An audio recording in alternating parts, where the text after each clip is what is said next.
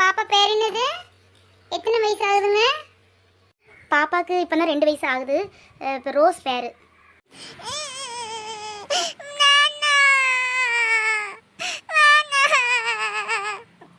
Rose குட்டி அழக்கூடாதுமா, தங்க பிள்ளைல ஊசி போட மாட்டாங்க. பிள்ளைக்கு வாயில தேன் மாதிரி ஒரு ட்ராப்பு ஜூஸ் மாதிரி கொஞ்சம் தருவாங்க, அவ்வளோதான். பிள்ளை அழாதீங்க.